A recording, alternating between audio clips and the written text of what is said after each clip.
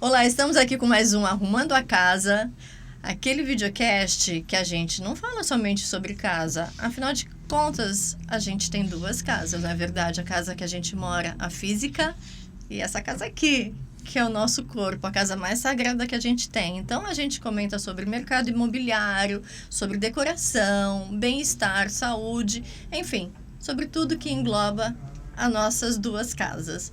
Hoje eu tenho um convidado muito especial, porque o nosso tema de hoje, olha, é ali, ó.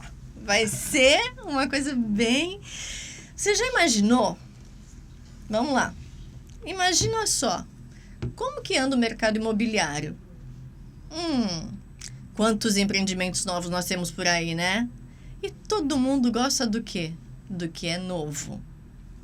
Não é verdade? Aí eu pergunto para você, quantos imóveis usados nós temos? Muitos. E será que nós estamos esquecendo realmente desses imóveis usados, imóveis de terceiros? Eu estou achando que a gente está realmente esquecendo, sim, por causa dos empreendimentos. Mas quem vai falar para a gente isso é o meu convidado, Antônio Souza, corretor imobiliário, olha só, hein? Subdelegado do Cresce, diretor conselheiro do Cresce também e sócio da Rimax Mavic. Antônio, obrigada por ter aceitado o meu convite para Arrumando a Casa. Boa tarde aos seus ouvintes, aos seus internautas, não é? É um prazer enorme poder estar com você aqui e falar de um tema bastante, vamos dizer, não tão polêmico, mas um tema muito importante. Exato, né? Porque, afinal de contas, nós temos imóveis e imóveis.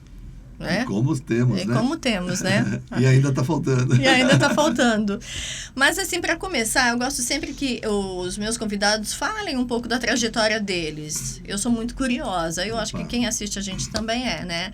E eu sei que você é corretor, mas, assim, eu também tenho uma super curiosidade em saber como que você se tornou subdelegado do Cresce, que legal. É um cargo muito importante.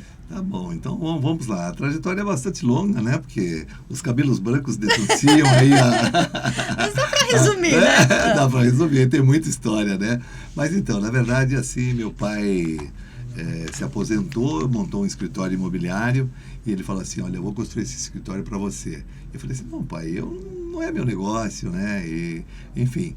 O tempo passou, eu fui tentar inicialmente fazer alguma coisa e aí não estava dando muito certo, fui para o mercado e aí a fatalidade veio à tona, ou seja, meu pai faleceu, o escritório estava aberto, eu estava num momento de transição de empresa, falei, bom, o que eu tenho que fazer? Assumir o negócio, Sim. Né?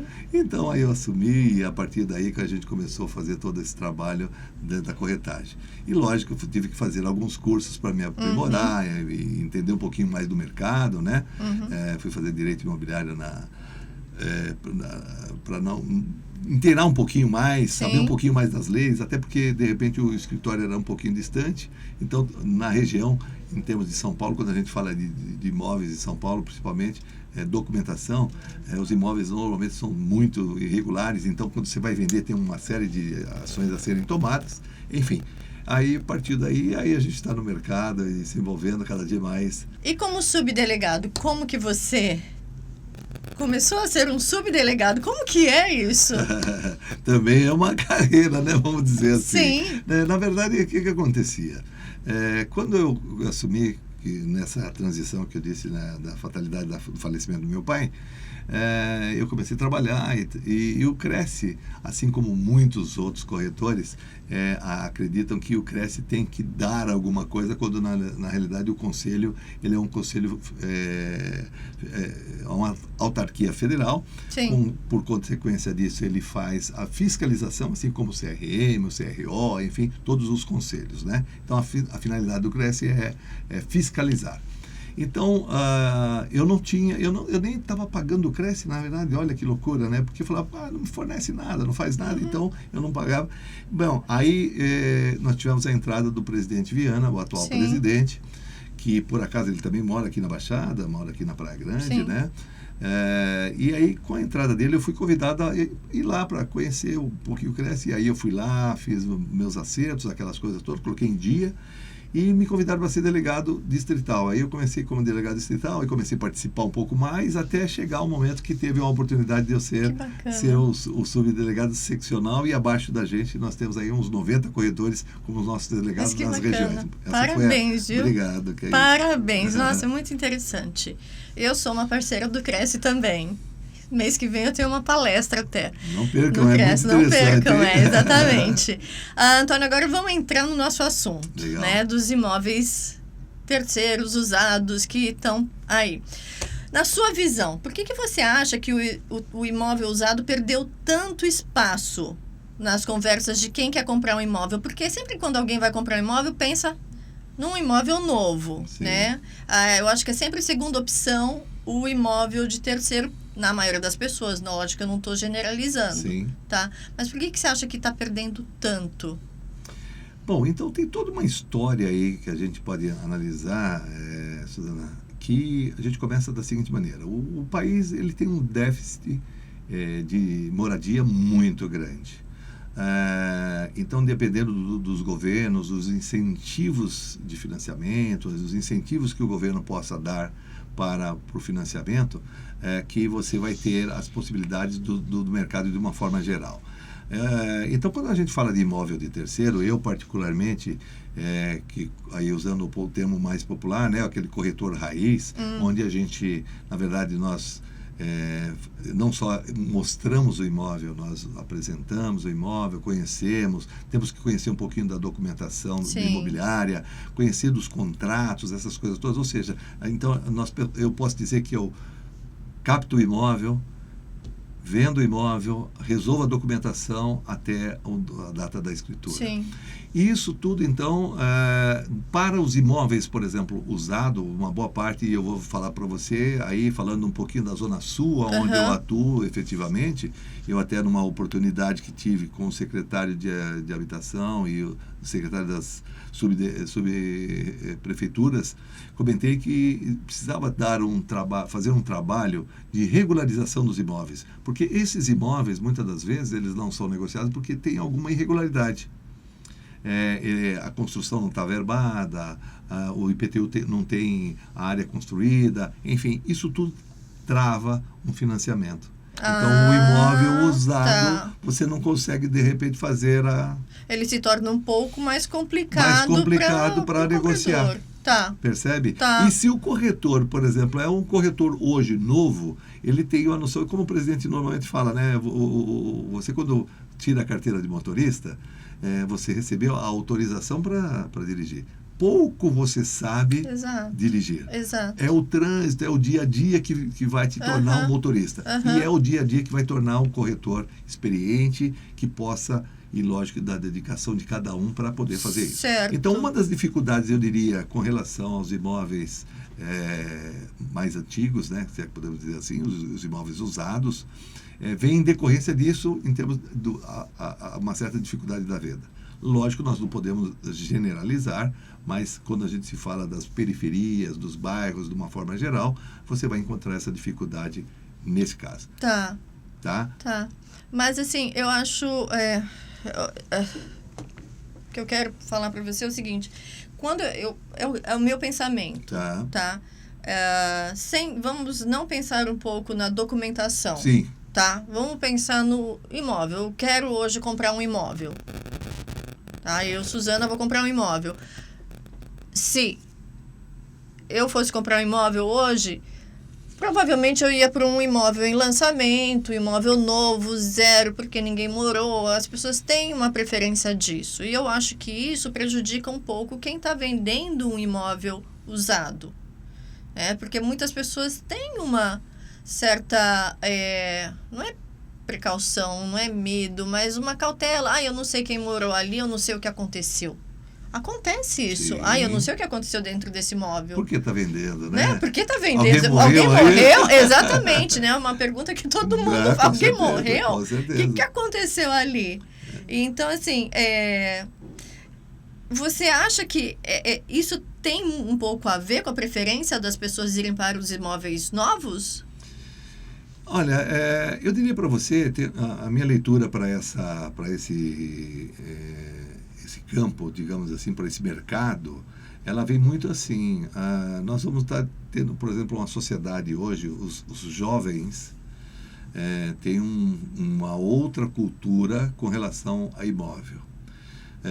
Só para a gente falar rapidamente, eu falava há pouco com um amigo aqui, que, por exemplo, antigamente, dentro da casa, você tinha quantos quartos? Você tinha 2 quartos, 3 quartos, era a nomenclatura. Sim. Ele passou a ser dormitório. Uhum. E por que dormitório? Porque, na verdade, as pessoas não estão mais morando, ele vem para dormir. Uhum. Dormitórios, surgiram as suítes para facilitar aquela situação. Antigamente, algumas casas tinham um único banheiro. Sim. Então, era um único banheiro para a casa de 3 quartos, que não eram dormitórios, né? Então todos esses conceitos e a mudança, tal, o jovem hoje, por exemplo, ele não quer carro, ele quer usar o Uber, ele quer usar metrô, locomoções alternativas, né? Até uma polêmica em São Paulo com relação a motos, né? Essas coisas desse tipo. Então, a população mudou um pouco. E aí, esse jovem ele não quer uma casa grande.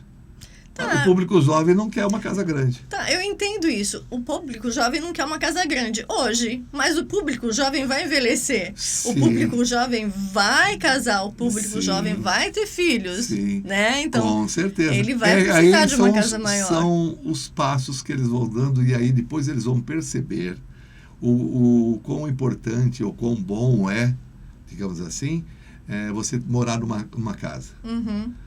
Dos espaços todos que você não tem num apartamento. Sim. Então, eu vou dar uma experiência minha. Eu, quando mais jovem, que queria comprar a casa, eu sempre morei em casa, eu não tinha morado em apartamento. Eu falei, poxa, eu estou construindo uma família, eu quero ter pelo menos 3 filhos. Então, eu já pensei em comprar uma casa grande que coubesse, que lá na frente pudesse acontecer isso. E, claro, na verdade, novo, tinha um bom salário, minha esposa tinha um bom salário, né? Na época, minha noiva tinha um bom salário. Nós compramos uma casa nova. Hoje ela é velha. Você quis uma casa nova, eu tá quis vendo? uma casa nova. Mas não tinha o preconceito de por que uma velha, por que não e tal, porque, na verdade, o novo é como você... Ninguém gosta muito de comprar roupa no como é que fala? No brechó, né?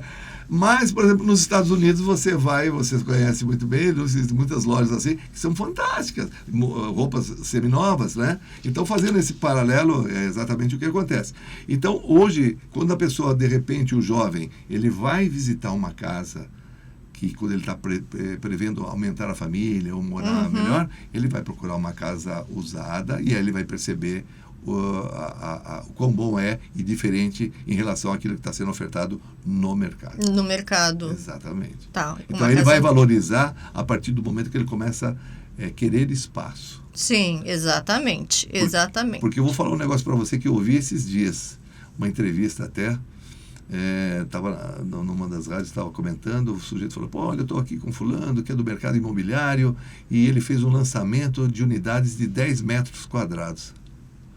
Eu falei, uau, 10 metros. O que você faz com 10 metros quadrados? Nada. Aí eu falei, você entra, você família, já cai, né? Tem a janela, você dá um passo, você caiu do apartamento, do que for, saiu. Um ambiente de 3x3 são 9 metros quadrados. Um outro 1 metro talvez seja para o banheiro, né? 1 metro quadrado, Provavelmente metro quadrado, por 1, né? É. Então, aí eu falei, poxa, como é que a pessoa vai morar? Mas, na verdade, tem um nicho de mercado. Então, vamos dizer, na região, por exemplo, da Paulista, onde você tem uma enormidade de imóveis, tanto antigos, alguns prédios e apartamentos enormes, aquelas salas maravilhosos, né? E lá você vai ter hoje esse nicho de apartamentos de 10 metros quadrados que atende a quem? As enfermeiras, aos atendentes dos hospitais, que esse pessoal que trabalha na região ali, por exemplo, para se deslocar até a sua residência, às vezes são 2, 3 horas, dependendo do dia. Esse ponto então, tá certíssimo. esse povo vai para dormir. No final de semana ele vai para casa. Então, porque, na verdade, os imóveis, mesmo os imóveis novos, em lançamento, mesmo esses que têm 200 metros quadrados, Sim. assim, tudo bem, eles têm hoje em dia uma varanda imensa, né? Gourmet Que é imensa. uma A sala jogada, né? é uma jogada. A sala é isso. Os dormitórios são, assim, Cabe uma mínimos. cama. Não dá para entender um apartamento tão grande com... Então, assim, o que você acha? Quais são as vantagens, então, vamos lá, de um imóvel usado contra o imóvel novinho? Bom, aí, como eu disse a você, o que eu penso é que o jovem, a cada momento que ele vai formar uma família, ele vai começar a perceber que ele começa a ficar morando numa gaiola. Aham.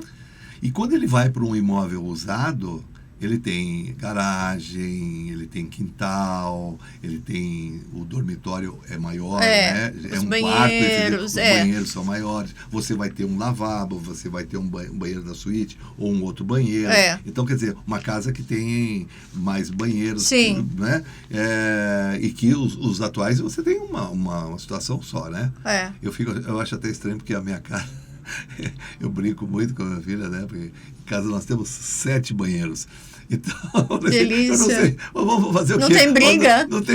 Não tem briga. Quando você tem visita, tá todo mundo sossegado, tudo tranquilo, né? Sim. Faz uma festa, não tem preocupação, Sim. né? Então, parece que não, mas imagine você, de manhã cedo, uma família com 3, 4 pessoas que precisa usar um único banheiro. É uma loucura. É uma loucura. E isso gera encrenca, isso gera uma série de coisas. Então, que a casa, que o imóvel usado, que o imóvel, entre aspas, velho, ele te dá esse conforto. Dá. Existe aí também aquela situação, né? Poxa, mas o imóvel velho, ele precisa de manutenção e tal, não é? Acho que eu não vou comprar um imóvel usado porque eu preciso reformar. Você acha que todo imóvel usado precisa de reforma? Não necessariamente. Então, lógico, quando você vai comprar, não dá para você não tem visão de raio-x para saber se o eletroduto é de ferro antigo, se ele é atualizado, que ele é um termoplástico. Se a fiação não está... é uma fiação atualizada de cabinho e não aquele material duro, rígido, não é? Sim. Anti-chama ou não, né? Então, porque, lógico, dependendo da idade do imóvel, você tem o material que se utilizava naquele momento. Exato. E hoje, dada a alta tecnologia, Sim. a facilidade de tudo que aparece no mercado de inovação, você então você pode fazer essas adaptações se assim o desejar.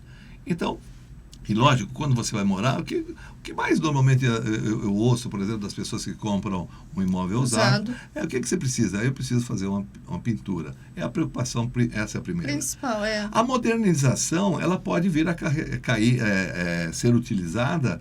Lógico, depende aí de cada um, de cada bolso. Então, eu quero vir para o conceito aberto, que é um tema muito utilizado, né? O conceito aberto. Então, aí você vai ter que derrubar uma parede, você vai ter que fazer adaptações. E aí vai ter que contar com a ajuda de alguém, né? Sim, mas também eu acho que o imóvel usado hoje em dia tem muita gente que gosta, né? Porque o vintage está voltando, aquela coisa usada. Então, tem muita gente que entra no imóvel antigo, vamos dizer, vê aqueles azulejos, já se encanta e nem quer reformar. Ele prefere viver daquele jeito. Alguns raspam a parede, porque antigamente as construções eram feitas com aqueles tijolinhos menores. E as atuais são blocos, então não dá para ficar aparente, é diferente. É diferente, você vai numa cantina, às vezes, normalmente o pessoal até raspa, né? Normalmente é muito comum. É diferente, é muito diferente. O tijolinho. Exatamente. E me diz uma coisa, vamos falar assim, como o corretor, sim, né? Muitas vezes ele é o único elo entre o imóvel usado e a percepção do cliente. É ele que vai dizer sobre o imóvel. Qual o papel do corretor hoje nesse reposicionamento no mercado? Então, olha, você vai ter corretores e corretores. Hoje nós estamos com mais de 300 mil corretores cadastrados. 300 mil? Mais de 300 mil corretores cadastrados. E aí talvez a gente comece a entregar a idade, né? Porque o meu número do meu Cresce é 16 mil. Então eu tenho uma visão, né? Nós estamos falando de 1979, janeiro de 1979, quando eu fui credenciado.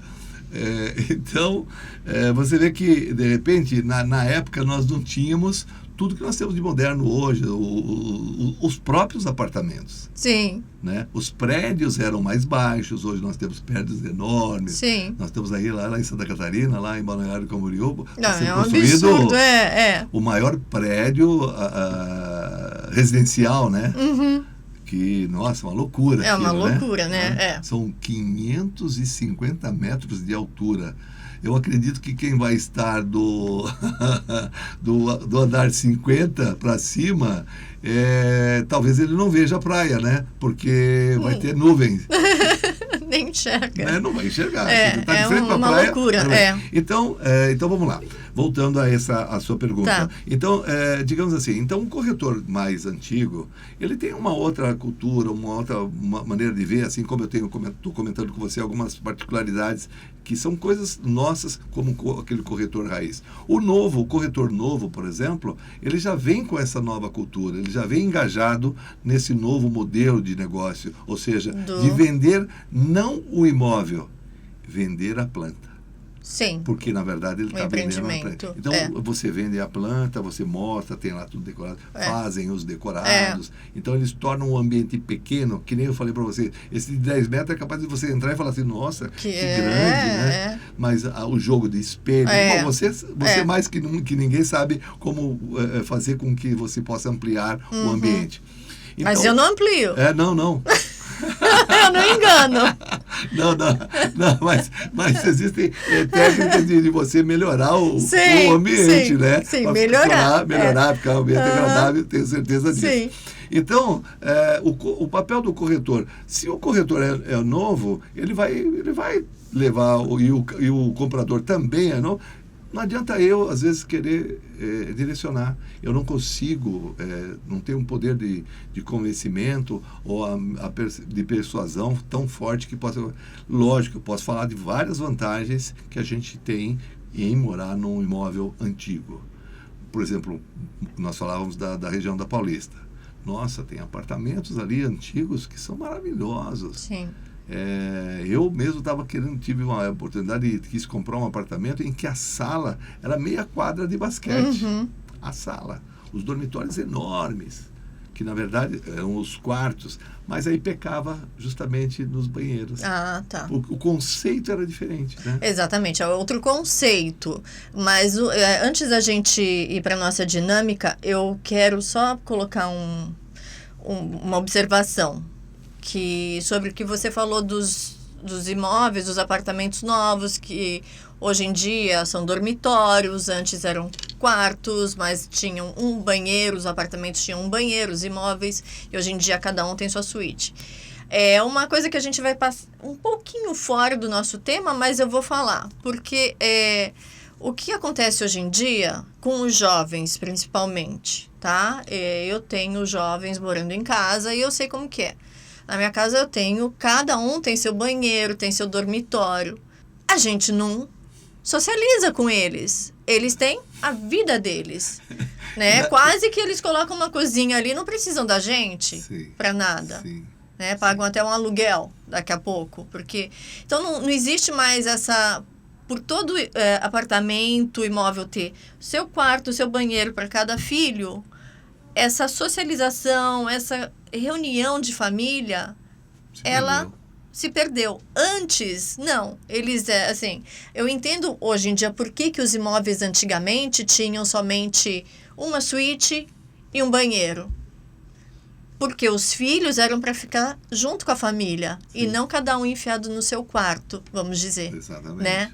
É bacana, é ótimo, mas por um lado... eu acho que peca.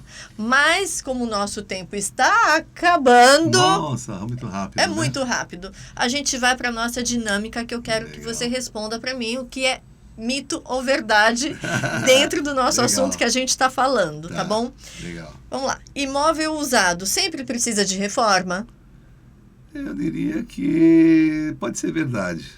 Pode ser Pode verdade. ser verdade. Pode ser verdade. Não raras exceções, né? Porque sempre vai depender de quem o habitou anteriormente. Exatamente. E quando a gente vai falar desse tipo de imóvel, se nós falarmos num mercado diferente, por exemplo, Estados Unidos, eu entrei a primeira vez num imóvel e falei, nossa, é novo. Não, ele tinha 25 anos. Conservação. Conservação, exatamente. Usado é mais barato, mas dá mais dor de cabeça? Mito. Mito, né? Mito. Não. A questão de valor, eu Não. acho, de preço não... Não é. Não, e não dá dor de cabeça. Não dá. Não é isso, né? Não. Você tem várias vantagens. Eu acho que os prós são muito maiores, muito mais do que os contras. Eu também acho. Imóveis usados não têm liquidez? Olha, é muito relativo, depende, porque você tem que fazer, você vai falar assim, bom, situações de mercado e bairro, de localização. Sim. Por exemplo, nós estamos falando de região da Paulista, por exemplo, que é de São Paulo, tem liquidez e tem muita procura. Muita. Tem muita procura. Sim, né? exatamente. Quando você se afasta um pouquinho dos centros e que está se voltando muito alguma coisa para o centro, né? Valorizando um pouco mais o centro. Então você vai ter lá imóveis, exatamente imóveis usados. Então, de certa forma, existe a liquidez. Sim. A localização compensa qualquer defeito de um imóvel usado? É mito ou é verdade? O que você acha? É mito, né? Eu acho mito. Eu também acho. Usado não valoriza? Lógico que Lógico, valoriza. né? Nossa, Todo imóvel, né? É o melhor sim. investimento, não é? Imagina, você tem um imóvel usado e de repente passou uma linha do metrô ali. O que aconteceu? Esse é lógico, nós estamos falando do metrô, não vai passar metrô em todas as ruas, né? Sim. Mas, dando um pequeno exemplo, e um shopping, uma construção, um prédio novo, enfim, várias coisas podem torná-lo... Sim. Antes de terminar, eu vou falar, é um pouquinho assim, é o que eu acho, tá? A respeito dos empreendimentos novos. Eu vejo na cidade de São Paulo, nós temos edificações belíssimas antigas. Tínhamos. Porque os empreendimentos estão tirando o lugar dessas casas maravilhosas. Sim. Eu, como pessoa, eu sou totalmente contra. Eu acho que se você tem que... a cidade tem que crescer, Sim. Vamos crescer para os lados. Temos espaço. Temos espaço. Não é como Santos, que não tem espaço. Sim. Tá? Santos, para quem não sabe, é uma ilha, né? Então, não tem espaço. Então, assim, eu sou totalmente contra. Eu vi uma postagem da Avenida Paulista, como era antes. Eu fiquei chocada. Lógico, a Paulista é linda, mas os casarões que tinham ali, você vê e fala assim, não, isso é um pecado que aconteceu. Essa é a minha opinião. Eu não sei, você tem mais ou menos uma opinião formada sobre isso? Eu concordo com você, Suzana, e digo para você o seguinte, eu nasci no Bexiga, no centro de São Paulo. O meu quintal era o Parque Trianon. Nossa. Na Avenida Eu Paulista. vi uma foto do Parque Trianon. E não existia ainda o museu, né? Sim. De arte moderna, enfim.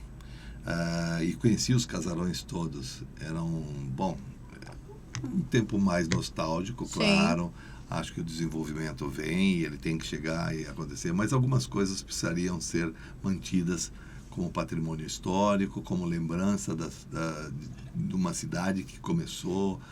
O centro da cidade ainda existem muitos imóveis, ainda alguns imóveis antigos que precisam serem revitalizados. Sim, exato. Talvez o incentivo. A prefeitura já deu alguns incentivos para o pessoal reformar, fazer algumas coisas, mas aí é meio complicado quando se fala com os proprietários, né? O incentivo ajuda bastante. Eu assim, na minha opinião, eu acho que o imóvel histórico faz com que o povo tenha história. Sim, preservar faz com que a gente tenha história. Sim, com certeza. Destruir tudo para construir coisas novas, eu acho que apaga a história. Totalmente. Né?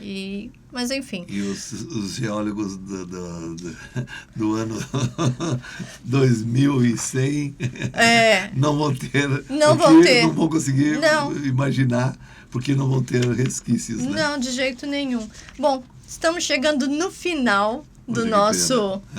É rápido, nosso videocast é muito rápido. eu quero agradecer por você ter vindo até Santos, que São Paulo. A gente está em Santos. Eu esqueci de falar no início do nosso videocast. O Antônio desceu a serra para vir para Santos. E hoje está um dia tão lindo. Muito bom. Não tá? Você não Muito aproveitou bom, um pouco a orla da praia? claro, Linda, né? Dá Conhece vontade Santos? de arrancar aqui já pegar E ficar dá sem uma camisa. andada, né? Exatamente. E a gente está gravando aqui dos estúdios da WorldCom, agência de publicidade e marketing melhor da Baixada Santista, não esqueça disso. Antônio, muito obrigada, agradeço muito pela sua cooperação com o nosso Arrumando a Casa. Você tem algum contato para deixar para gente? Sim, não, bom, primeiro, Ana, obrigado pelo convite. Vir aqui, poxa, é um prazer enorme, que aproveitei a oportunidade também de rever alguns outros amigos, um pouquinho antes de vir até aqui para a gravação. É sempre muito bom estar aqui. Estar na sua presença também, maravilhoso. Eu tive o enorme prazer de conhecer você justamente numa palestra do Cresce. Então, você veja, olha, são muitos anos e você vai ter a oportunidade também de conhecer ela. Ela tem uma palestra agora, né? Dia 22. Dia 22, 22 né? de agosto. Então, eu não vou perder, espero que você também não perca. Mas muito bom estar aqui com você e espero atender a sua expectativa.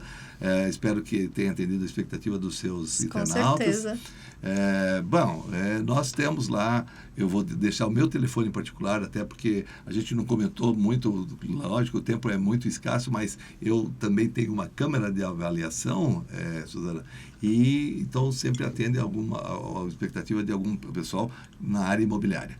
Então, o meu telefone, eu vou deixar até o meu telefone particular, que é o DDD 11 94758 2135, que é o meu telefone particular. E nós temos também, você teve a oportunidade de participar com a gente lá no Calça Suja. O que é o Calça Suja, né? É o nosso podcast do mercado imobiliário, e que nós estamos dando uma remodelada também, para que a gente possa, já no nosso caso, nós vamos estar no nosso estúdio, então estamos reprogramando, em breve você tem, mas lá tem alguns vídeos, e você vai poder assistir a Suzana lá também com a gente. Exato, né? Eu também tive o prazer de participar. @Calça Suja, no YouTube você vai lá ver a Suzana lá também. Tá bom. Tá bom? Foi um prazer enorme. Igualmente. Gente, nos vemos no próximo Arrumando a Casa. Até mais.